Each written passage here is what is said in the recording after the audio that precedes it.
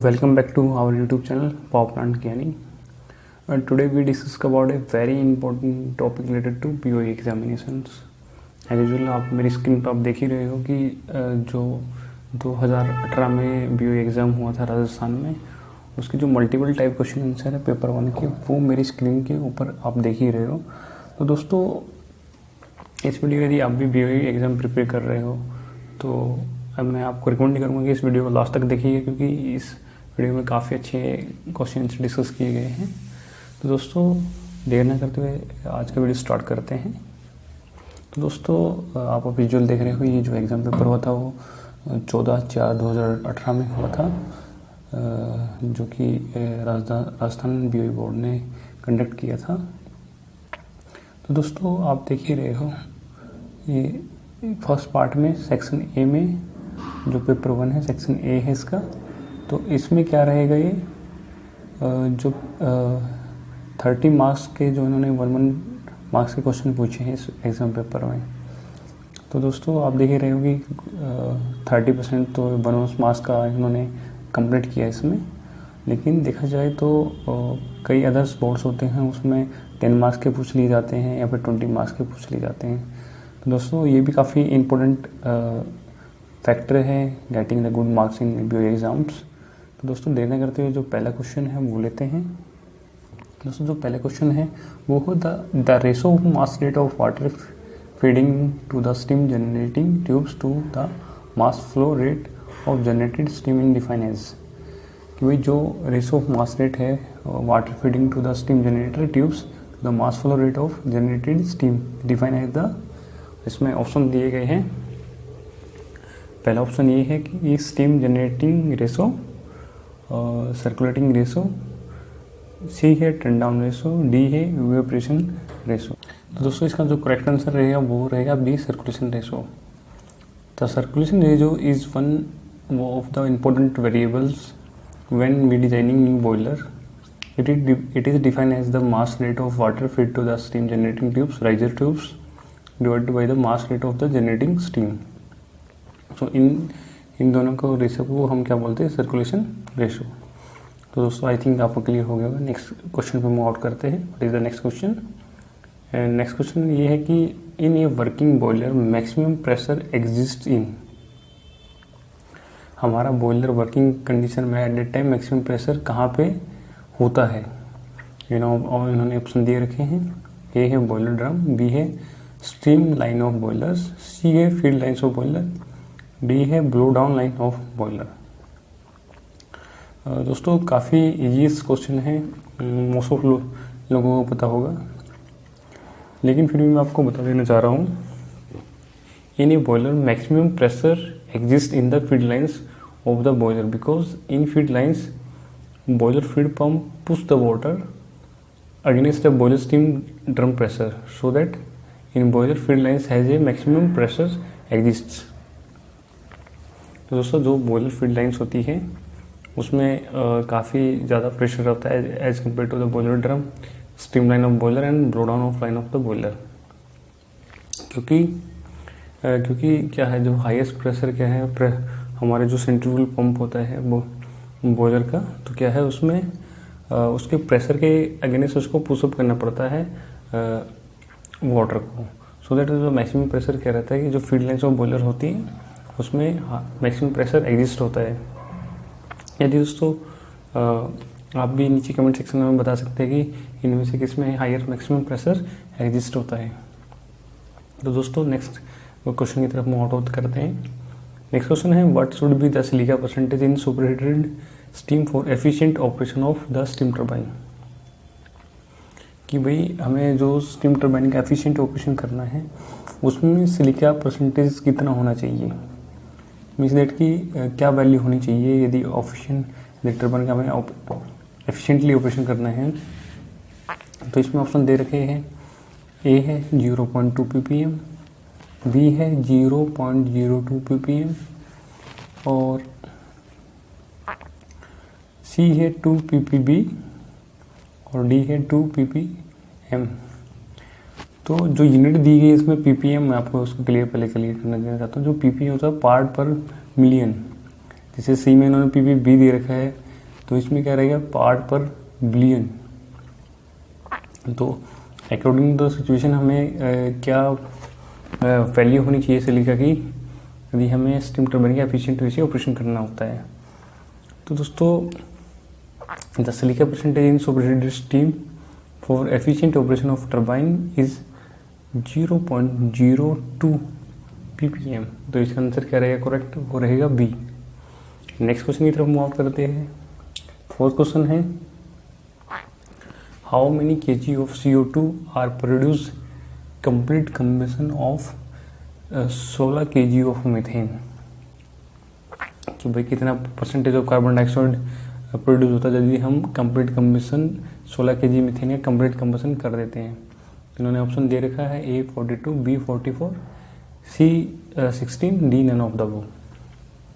जो इसका जो आप इसकी केमिकल जो इसकी कंबशन इक्वेशन होती है अकॉर्डिंग टू फॉर मीथेन, तो उसको जब आप सिंप्लीफाई करोगे तो क्या हमारा वैल्यू आएगी 44।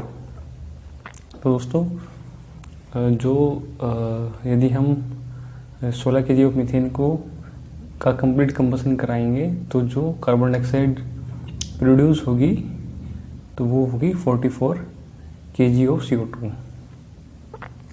Size of boiler tube is specified by.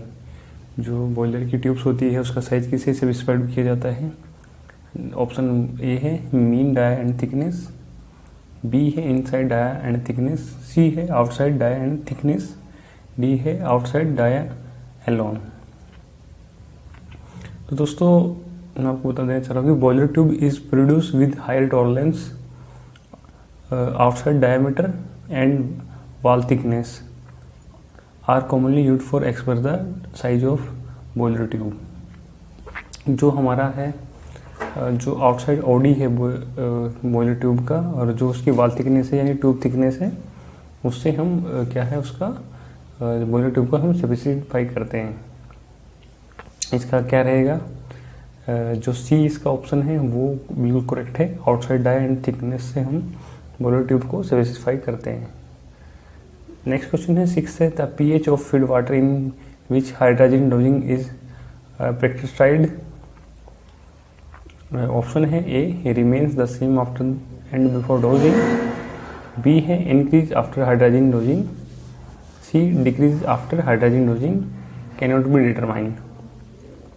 पहले आपको क्वेश्चन समझना पड़ेगा क्या है ये, कि भाई यदि हम हाइड्रोजन डोज कर रहे हैं फीड वाटर में तो इसके पीएच पे क्या इफेक्ट पड़ेगा। या तो ये रिमेन्स सेम या पहले की तरह सेम रहेगी या फिर बढ़ेगी या फिर घटेगी या फिर हम इसको डिटरमाइन नहीं कर सकते। सबसे पहले आपको पता होना चाहिए कि हाइड्रोजन हम कहाँ पे डोज करते हैं। हाइड्रोजन हम जो हमारे डिलेटर होते हैं, डिलेटर में हम इसका हाइड्रोजन का यूज करते हैं। तो एट दैट टाइम देखो जैसा कि हम जो हमारा बॉयलर वाटर ट्रीटेड वाटर होता है हम उसको एक स्टोरेज टैंक में इकट्ठा कर लेते हैं। यदि एट दैट टाइम उसका पीएच हमें मेंटेन करना तो हम वहाँ पे क्या है मॉर्फिलिन यूज करते हैं फॉर द पीएच बूस्टिंग। तो वहाँ पे क्या है हम 7.5 to 8.5 उसका पीएच मेंटेन करके रखते हैं। तो अभी देखो अभी हमें कि पीएच बूस्टर क्या होगा, हमारा मॉर्फिलिन हो गया, लेकिन इधर बात कर रही थी हाइड्रोजन का तो एक डी ऑक्सीजनेशन का काम करता है इनसाइड द डिलेटर टैंक, कि भाई जो फीड वाटर में जो ऑक्सीजन होती है उसको रिमूव करने के काम आता है। तो दोस्तों इसका आंसर क्या रहेगा, A remain the same after and before dosing, कि भाई पीएच सेम ही रहेगा। आप देख भी रहे होंगे कि आपके जो डिलेटर टैंक का पीएच है वो सेम ही रहता है आफ्टर हाइड्रोजन डोजिंग। सो ये इसका करेक्ट आंसर रहेगा A remain the same after and before dosing. And next question है वो है which is not desire property of fuel. भाई इनमें से कौन सी प्रॉपर्टी जो डिजायरेबल है, नॉट डिजायरेबल प्रॉपर्टी कौन सी है, कि भाई ये होनी नहीं चाहिए फ्यूल में, कौन सी उसकी प्रॉपर्टी है। ऑप्शन से है ए है इकोनॉमिकल इन कॉस्ट, बी है मिनिमम सल्फर कंटेंट, सी है हाई इग्निशन पॉइंट, डी है हाई हीट वैल्यू। देखो भाई, देखो इकोनॉमिकल होना चाहिए, ये भी डिजायरेबल प्रॉपर्टी है, होनी चाहिए। मिनिमम सल्फर कंटेंट, जो सल्फर कंटेंट है फ्यूल में, वो भी बिल्कुल मिनिमम होनी चाहिए, बिल्कुल एग्री करते हैं। हाई हीट वैल्यू, जो कैलोरीफिक वैल्यू है फ्यूल की, वो भी हाई होना चाहिए बिल्कुल, ये डिजायरेबल प्रॉपर्टी है। लेकिन क्या है, सी हायर इग्निशन पॉइंट। भाई देखा जाए तो हायर इग्निशन पॉइंट बिल्कुल नॉन डिजायरेबल है। यदि किसी पर्टिकुलर फ्यूल का हायर डिजायरेबल इग्निशन पॉइंट हुआ तो क्या है, इनिशियल कंडीशन में जब हम उसको बर्निंग करेंगे तो क्या है, हमें काफ़ी लंबा टाइम लग जाता है वो टाइम। और कंटिन्यू यदि उसका इग्निशन पॉइंट हाई होगा तो क्या हमें जो सस्टेनेबिलिटी फर्नेस के अंदर रखते हैं हम टेम्परेचर को मेंटेन करने के लिए, वो क्या है, वो हम रख नहीं पाएंगे। सो इसका जो करेक्ट आंसर रहेगा वो क्या रहेगा, वो है हाई इग्निशन पॉइंट। तो अभी नेक्स्ट मूव को करते हैं हम। जो हमारा 8th क्वेश्चन है वो है कि calculate the boiler efficiency in percentage of certain boiler if evaporation ratio is 5 और enthalpy difference between saturated steam and feed water is 1500 kilo calorie per KG, given in the gross calorific value of fuel is 10,000 kilo calorie per KG of fuel. तो दोस्तों इसमें क्या हमें क्या क्या दे रखा है, इसमें स्टीम जनरेशन दे रखा है, जीसीवी दे रखी है, और जो फीड वाटर है, जो डिफरेंस है उनका वो दे रखा है। जैसे कि अपना हम सबसे पहले मैं आपको बता दूँ, ये जो पैरामीटर दे रखे हैं, with the help of this parameter हम क्या है, इनकी डायरेक्ट एफिशिएंसी निकाल सकते हैं। तो सबसे पहले आपको डायरेक्ट एफिशिएंसी कैलकुलेट करने का फार्मूला पता होना चाहिए, आफ्टर दैट ही आप डायरेक्ट एफिशिएंसी निकाल पाओगे। तो डायरेक्ट एफिशिएंसी क्या होती है बॉयलर की, वो होती है steam generation into enthalpy of steam minus feed water temperature divided by fuel consumption into GCV of the fuel. तो दोस्तों यहाँ पर आपको स्टीम जनरेशन दे रखा है 5, और जो हमारा एंथैल्पी ऑफ स्टीम और फीड वाटर की जो एंथैल्पी दे रखी है वो क्या है 1500, और डिवाइडेड बाय क्या हमें क्या क्या दे रखा है, gross value calorific value fuel. तो क्या है, हम ये सारी वैल्यू हम अपने पुट करेंगे डायरेक्ट एफिशिएंसी वाले फार्मूले में। आफ्टर दैट हमें क्या आएगा, वो आएगा हमारा जो एफिशिएंसी ऑफ बॉयलर रहेगी वो 75% रहेगी। तो इसका जो करेक्ट आंसर है वो है क्या है, सी। अभी जो नेक्स्ट क्वेश्चन है वो है the enthalpy of steam at 170 degree Celsius with wetness fraction of 0.25 would. इनका कहना है यदि भाई enthalpy of steam 170 degree Celsius पर और वेटनेस फ्रैक्शन के साथ जो कि 0.25 है वो क्या होगी। ऑप्शन है कि have enthalpy greater than steam at 170 degree with dryness fraction of 0.50, और have enthalpy lower than the enthalpy of saturated with water at 170 degree Celsius, having enthalpy lower than at 170 degree Celsius with wetness fraction of 0.35। D है none of the above. अभी क्या है, देखा जाए तो जो 170 degree पे जो वेटनेस फ्रैक्शन कितना है 0.25 है। तो देखा जाए तो यदि हमारा वेटनेस फ्रैक्शन 0.25 है तो इसका ड्राइनेस फ्रैक्शन कितना आएगा, तो 0.75 मीन्स कि 75% हमारा जो स्टीम है वो ड्राई है। सो दैट तो अब इसमें क्या रहेगा, यदि हमारा जितना ड्राई स्टीम रहेगा उसमें हीट कंटेंट वैल्यू ज़्यादा रहेगी, तो मीन्स दैट की एंथैल्पी ज़्यादा रहेगी। अकॉर्डिंग टू दिस कंडीशन यदि हम स्टीम इवेपोरेशन क्रूज को देखें तो क्या है, ये दोनों कंडीशन क्या है ड्राई साइड में आपको दिखेंगी। सो दैट तो जितनी हमारी ड्राई स्टीम होगी उतनी ही उसमें हीट वैल्यू कंटेंट ज़्यादा रहेगा। तो क्या रहेगा, इसका जो आंसर रहेगा वो रहेगा A, have enthalpy greater than steam at 170 degree with dryness fraction of 0.50। अभी जो 10th क्वेश्चन है, which of the following would have the maximum resistance of heat transfer to the steam pipe when indirect heating is carried out the product and steam does not intermix। कहने का मतलब ये है कि इसमें कि भाई विच ऑफ द फ्लोइंग इनमें से कौन सा चीज़ है जो मैक्सिमम रेजिस्टेंस करती है हीट ट्रांसफर करने में विद द स्टीम और पाइप की with indirect heating carried out. यदि हम इनडायरेक्ट हीटिंग कैरिड आउट करते हैं तो maximum resistance transfer to the steam pipeline इनमें से किस में होगा? तो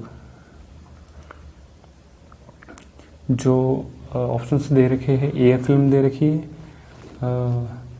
और बी है कंडेंसेट फिल्म, सी है स्केल्स, डी है मेटल थिकनेस। तो जो इसकी करेक्ट आंसर है वो है सी स्केल्स। आपको देखा जाए सपोज दैट कि यदि हमारे बॉयलर ट्यूब्स के अंदर इंटरनल स्केलिंग हो जाए, तो यदि हम उसको इनडायरेक्ट हीटिंग करेंगे ट्यूब्स को, सपोज दैट कि कन्वेक्टिंग जोन में वो चीज़ें होती है, तो क्या है जो इंटरनल स्केलिंग होगी वो मान लो पॉइंट, तो क्या है वो क्या रिस्ट्रिक्ट करेगी हीट ट्रांसफ़र होने से। सो दैट जो मैक्सिमम रेजिस्टेंस क्या रहेगा वो रहेगा स्केल्स के अंदर। सो दोस्तों, ये आज हमने 10 क्वेश्चंस डिस्कस किए राजस्थान BOE 2018 के। आई होप आप क्वेश्चन में यदि आपको कोई डाउट लगता है तो नीचे कमेंट सेक्शन में ज़रूर बताइएगा। और दोस्तों, इन क्वेश्चन के दौरान यदि मैं कहीं पे मैंने कुछ गलत इन्फॉर्मेशन दिया तो मुझे प्लीज़ सजेस्ट कीजिएगा, ताकि मैं भी अपने आप को इम्प्रूव कर सकूँ। बाकी ये जो सारे क्वेश्चन है मैं on the behalf of my knowledge and in जो हमारे एक्सपर्टीज होते हैं उनसे डिस्कस करने के बाद ही मैं ये क्वेश्चन आंसर आपके साथ डिस्कस करता हूँ। तो दोस्तों, यदि इस वीडियो के माध्यम से आप मुझे पहली बार देख रहे हो तो मैं आपसे रिक्वेस्ट करना चाहूँगा कि इस चैनल पर मैं पावर प्लांट ऑपरेशन मेंटेनेंस से रिगार्डिंग और रिलेटेड जो एग्ज़ाम्स होते हैं तो क्या है इनके बारे में मैं आपको बहुत ही इम्पोर्टेंट जो इन्फॉर्मेशन है आपके साथ शेयर करता हूँ। तो दोस्तों, यदि आप नए हो तो please don't forget to subscribe this channels, क्योंकि इस चैनल को आपको सब्सक्राइब कर लेना चाहिए, क्योंकि मैं इस चैनल पर पावर प्लांट ऑपरेशन और मेंटेनेंस से लेकर काफ़ी टेक्निकल वीडियो बनाता रहता हूँ, जो कि आपके करियर के लिए काफ़ी हेल्पफुल होते हैं।